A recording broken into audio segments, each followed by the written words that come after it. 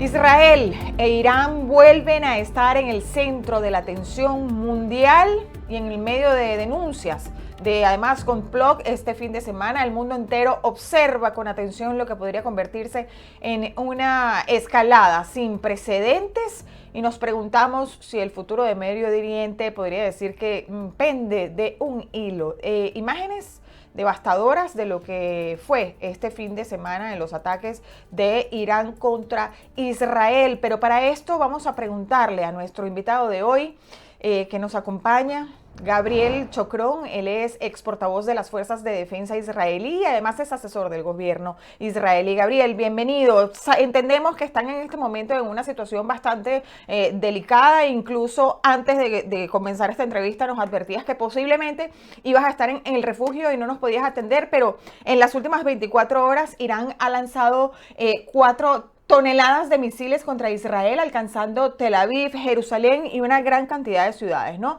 Los ataques dejaron al menos 10 muertos en Israel y provocaron más de, si no me equivoco, más de 200 víctimas mortales en Irán tras la respuesta israelí, ¿no? Contra 80 objetivos. Esto incluye, importante decirlo, la planta nuclear.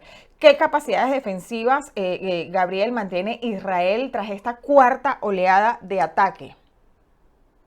Hola Laura, un placer estar con ustedes, aunque las circunstancias no sean para nada alentadoras. Estamos realmente en una escalada bastante importante desde la madrugada del viernes acá. Sumo algunos datos para entender la magnitud de lo que estamos viviendo. Desde el día viernes hasta hoy, Irán ha disparado más de 350 misiles balísticos desde territorio iraní hacia centros poblados en Israel. Y aquí es importante hacer esta diferencia, porque mientras Israel está atacando en Irán, es cierto, pero Israel está atacando en Irán objetivos militares, plantas nucleares, infraestructura militar. Irán aquí está atacando en Israel centros civiles. Ayer, por ejemplo, mencionabas ayer en la noche, en la madrugada, a las 5 de la mañana, atacaron en el centro de Israel edificios residenciales y asesinaron, por ejemplo, a una anciana de 94 años. Esos son los objetivos que está atacando Irán dentro de Israel. Estamos hablando de que desde el día viernes hasta ahora hay 24 personas en Israel que han sido asesinadas, casi 600 personas heridas acá en Israel, y ese número todavía está subiendo porque incluso tenemos personas desaparecidas entre los escombros de algunos edificios que Irán atacó en estos días. Ahora, hay que decir que la defensa de Israel sigue activa. Los diferentes sistemas de defensa, la cúpula de hierro y otros sistemas que son incluso más avanzados y más destinados a este tipo de misiles, están 100% en funciones y por eso de esos 350 vemos pocos impactos. Lamentablemente al ser misiles balísticos, también un solo impacto genera enormes daños, pero hay que decir que los sistemas de defensa de Israel la población. Acá estamos en una especie de alerta constante donde durante el día, varias veces al día, el ejército de Israel nos avisa que tenemos que estar cercanos a refugios. Después de unos minutos nos avisa que ya hay que entrar al refugio. Después de ya entrar al refugio comienzan a sonar las alarmas y la indicación es que todas las personas cuando suenan las alarmas tienen que permanecer dentro del refugio hasta nuevo aviso. Ese nuevo aviso a veces es media hora después, a veces es 2 horas después y así pasamos en realidad prácticamente todo el día, especialmente toda la noche, porque este régimen iraní ataca de noche sabiendo que es más difícil para la gente despertarse, de gente mayor, por eso una mujer de 90 años le es difícil llegar a un refugio que incluso a veces no está dentro de la casa. Estamos viviendo realmente un drama, pero tengo que decir también algo, Laura, que me parece importante que el público entienda. Estamos viviendo un drama, estamos viviendo incertidumbre, momentos de tensión. Yo en lo personal con mi familia también, a las 5 de la mañana colar al refugio no es simpático para nadie, pero al mismo tiempo entendemos que es un drama que tenemos que pasar en este momento para poder acabar con el régimen iraní, para poder acabar con quien lleva amenazándonos durante décadas, que nos quiere borrar del mapa. Y eso, por un lado, no tenemos ganas de tener una guerra en nuestro país nuevamente o seguir la guerra que ya teníamos incluso con más intensidad, pero menos ganas tenemos todavía de dejar de existir. Entonces, estamos dispuestos a pagar el precio en este momento para que mañana podamos tener un mejor futuro. Gabriel, Irán ha rechazado cualquier intento de negociación hasta completar su ofensiva y así lo han declarado, ¿no? Mientras potencias como el Reino Unido, Francia, Alemania, Canadá, ellos insisten en una desescalada y en volver a la mesa, ¿no?, de diálogo, a la mesa nuclear. Al mismo tiempo vemos movimientos militares en la región que parecen contradecir esos llamados a la paz. Con este panorama sobre la mesa, ¿crees que aún puede haber un margen real para una solución diplomática o estamos frente a un conflicto que ya ha superado el punto de no retorno? La oportunidad está. Está Ok. y depende aquí de un solo actor, que es el propio régimen iraní. Al fin y al cabo, el régimen de Irán hizo toda una farsa de que estaba negociando con Estados Unidos cuando desde un comienzo ellos sabían que no iban a estar dispuestos a renunciar al enriquecimiento de uranio. En pocas palabras, no iban a estar dispuestos a renunciar a su programa nuclear, que era la solicitud básica que tenía Israel y que tenía Estados Unidos durante estas negociaciones, porque no podemos permitir que el régimen más peligroso del planeta tenga en sus manos las armas más peligrosas del planeta.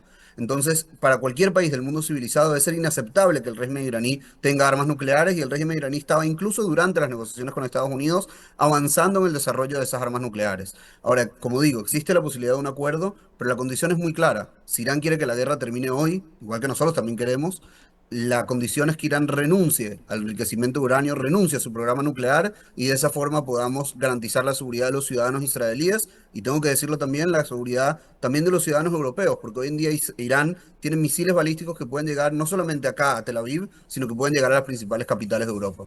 Sí, también el presidente Trump afirmaba que se avecinaba un acuerdo de paz y que su intervención habría sido clave para contener esta guerra regional. Sin embargo, el primer ministro israelí, Benjamín Netanyahu, ha sido enfático, ¿no?, en señalar este fin de semana que Irán está detrás de intentos, digamos, fatales contra el presidente Trump, ¿no? ¿Cómo lo ves? ¿Cómo interpretas esta declaración tan frontal, ¿no?, de Netanyahu? ¿Crees que realmente existe una evidencia sólida que Irán busca contra el presidente de Estados Unidos? Primero que nada, sin lugar a dudas, no solamente que existe la evidencia, sino que el propio régimen iraní a veces ha alardeado sobre el tema y han sacado videos amenazando al presidente Trump.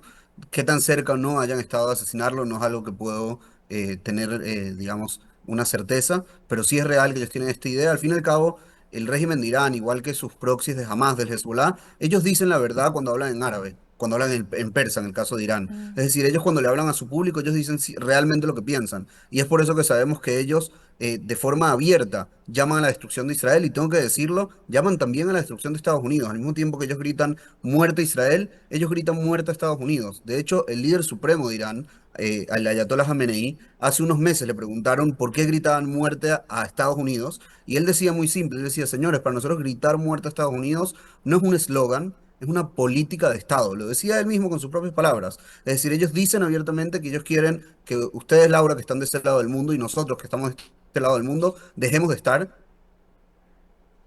Seguimos conversando sobre lo que en principio te planteaba sobre las declaraciones del primer ministro israelí, que decía que tenía evidencia de que querían atentar contra el presidente de los Estados Unidos. Así es. Y yo decía, no sé hasta qué parte se escuchó, que no solamente que es algo que plantea el primer ministro Netanyahu, sino que el propio régimen iraní lo dice abiertamente. Ellos mismos han sacado videos de propaganda hablando de sus deseos de asesinar al presidente Trump. Y decía también que no solamente el presidente Trump como figura, ellos, el régimen iraní, tiene como política de Estado que quiere no solamente eliminar a Israel, sino que quiere también eliminar a Estados Unidos. De hecho, cuando uno ve las manifestaciones del régimen iraní, o incluso en el parlamento iraní, o incluso los actos oficiales del gobierno iraní, ellos siempre cantan lo mismo: cantan muerte a Israel, muerte a Estados Unidos, muerte al Reino Unido y muerte a la civilización occidental. Y hace unos meses le preguntaron al líder supremo de Irán, Ali Khamenei, por qué gritaban eso, y él explicaba muy fácil. Él decía: para nosotros esto no es un eslogan, es una política de Estado. Al fin y al cabo, el régimen iraní tiene una ideología islámica radical que quiere que la civilización occidental deje de existir, que quiere tener una hegemonía islámica radical en el mundo, y que Israel es tal vez el primer objetivo en el camino, porque es el que está más cerca de alguna forma, es el que está en el Medio Oriente, pero ellos también ven como un objetivo a ustedes de ese lado del mundo, Laura, a la gente que está en Estados Unidos y en general en la civilización occidental.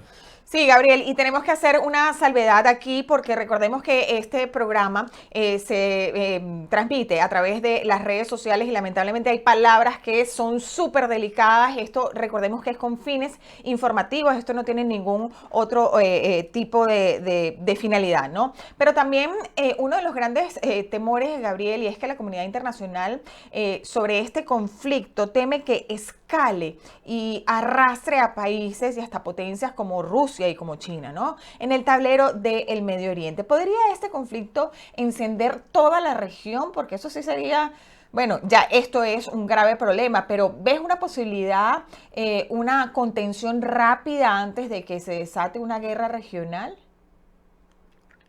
Y la verdad que hay acá una división un poco extraña, y voy a Ujú. explicar a qué me refiero. Por un lado, en realidad, los países de la región, justamente, especialmente los países que son del Islam más moderado, como Arabia Saudita, como países del Islam moderado, digamos, sunitas, Egipto, Jordania, son países que ven este conflicto entre Israel e Irán más bien como casi una oportunidad. Al fin y al cabo, ellos entienden que el régimen iraní es un régimen que va con otra línea del Islam, una línea mucho más radical, una línea que los ve a ellos también como enemigos y entienden que si Israel logra debilitar a Irán, golpear lo que llaman la cabeza de la serpiente, van a poder construir un Medio Oriente mucho mejor. Vemos como muestra algo muy interesante que solamente ayer el nuevo gobierno de Siria, el que cambió al régimen de Assad, que era un régimen que era sumamente cercano al gobierno iraní, este nuevo gobierno de Siria ya ha permitido que Israel utilice su espacio aéreo para interceptar misiles iraníes. Es decir, estamos viendo realmente un nuevo Medio Oriente y creo más bien que este conflicto ojalá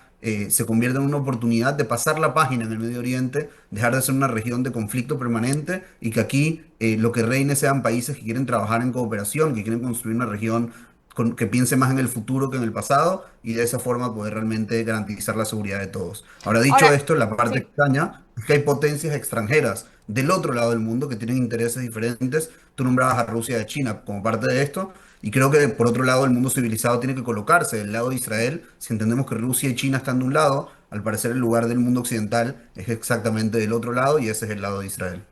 ¿Crees que la diplomacia del presidente Trump puede funcionar con un régimen como el iraní o es una retórica o un movimiento táctico para ganar tiempo y apoyo político, Gabriel?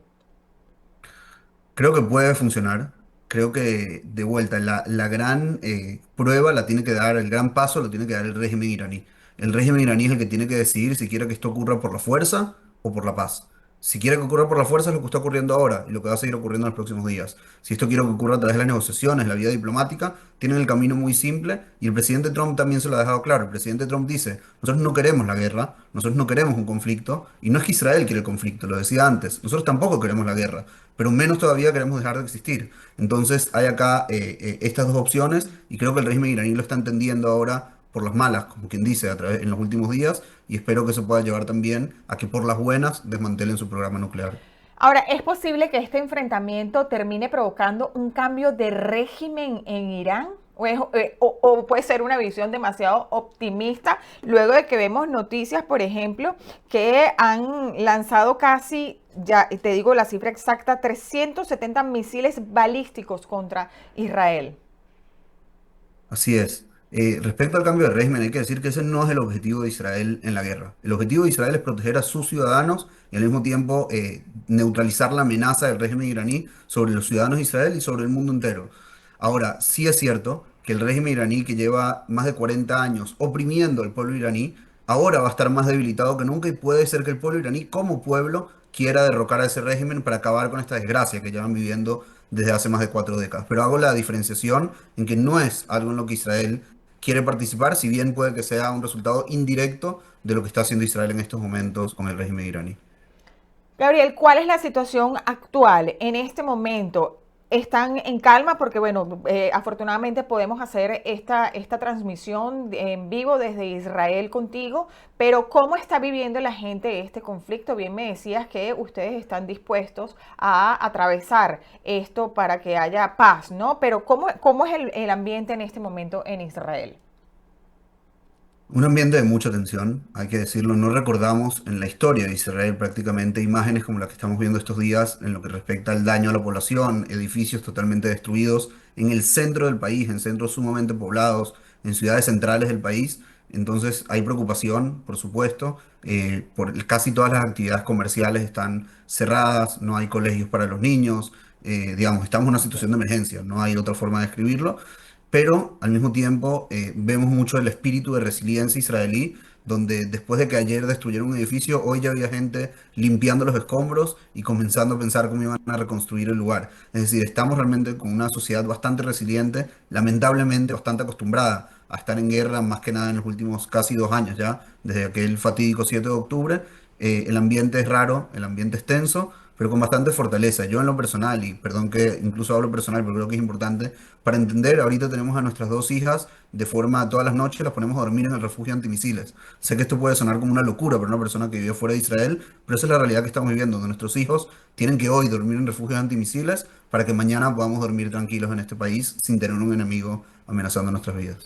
Gabriel, ¿hasta dónde crees tú que puede llegar este conflicto? Porque si bien nosotros estuvimos el año pasado en Israel, afortunadamente podíamos ver en plena guerra, cómo los ciudadanos israelíes, bien lo decías, actúan con mucha resiliencia, tienen su vida cotidiana, digamos, diaria en paz, no se ve, digamos, de cierta manera afectado, excepto cuando vienen los llamados a el refugio. Pero ¿hasta qué punto puede el ciudadano israelí tener esa resiliencia y esa entereza de decir, estamos dispuestos a atravesar por esto siempre y cuando logremos la paz? ¿Hasta qué punto?